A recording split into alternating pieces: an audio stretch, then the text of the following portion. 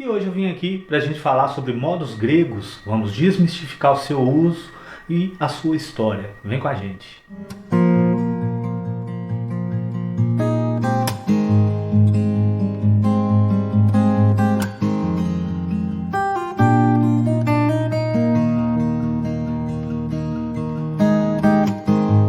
Historicamente, os modos eram usados na música litúrgica na Idade Média e, sendo assim, poderíamos também classificá-las como modos litúrgicos ou modos eclesiásticos. Existem historiadores que preferem ainda nomeá-los como modos gregorianos por terem sido organizados também pelo Papa Gregório I, quando este se preocupou em organizar a música na liturgia de sua época.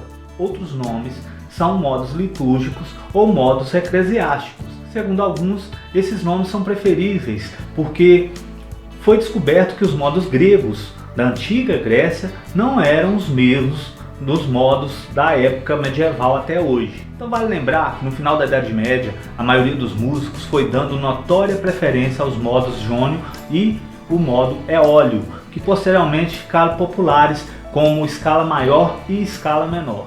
Os demais ficaram restritos a poucos casos, mas ainda são utilizados e observados em alguns estilos musicais.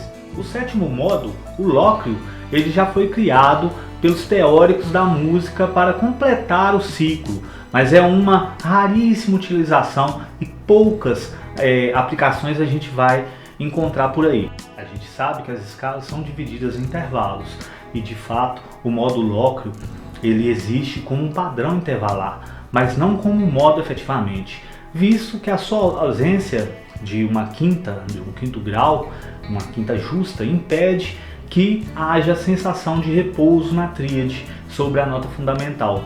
Então, por outro lado, tanto a música erudita quanto a música popular do século XX, marcadamente o jazz, acolheram o uso da quarta aumentada ou quinta diminuta, pois a tensão proporcionada pela dissonância pode ser aproveitada com finalidades expressivas. E é importante observar que, embora a quinta diminuta e a quarta aumentada sejam a mesma coisa, a mesma nota, desempenham função completamente distinta dentro de um acorde.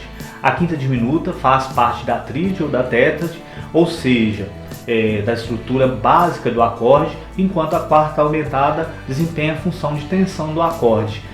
A quarta aumentada vem da escala lídia ou lídio, com o sétimo menor, enquanto a quinta diminuta vem da escala lóquia ou de uma escala alterada.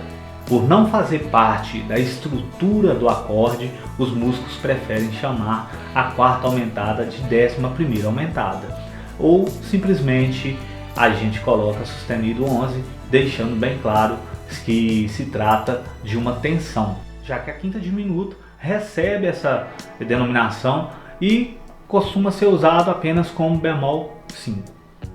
Bom, já deu para entender que nós tivemos que dar um pulo lá na Idade Média, lá na época do Papa Gregório I, para poder entender um pouquinho da utilização desse modo grego, de onde que veio e das suas histórias. Apesar de haver muita controvérsia nas fontes onde a gente pesquisa, a gente vê várias versões, os próprios historiadores têm versões diferentes, mas a gente tem que entender que para mim trabalhar com qualquer escala, eu preciso colocar a escala cromática em primeiro lugar e aprender, no mínimo, voltando lá nas aulas anteriores, onde eu explico sobre escalas maiores, onde a gente vai entender os intervalos, colocar tom, semitom nos lugares certos para a gente encontrar os graus que vão nos dar os acordes maiores e menores e suas inversões, as 3 formações de cada acorde e também de onde a gente vai tirar as outras escalas que a gente vai estudar para poder aprender o pentablues e outras mais, as 3 escalas menores que vêm por aí nas nossas aulas,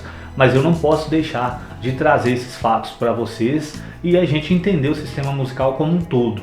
Então, quem for novato, assista às aulas de acidentes, assista às aulas de escalas cromáticas e assista às aulas de montando escalas e acordes, que vai dar uma clareada em relação a essas tonalidades e semitonalidades que eu estou falando, beleza?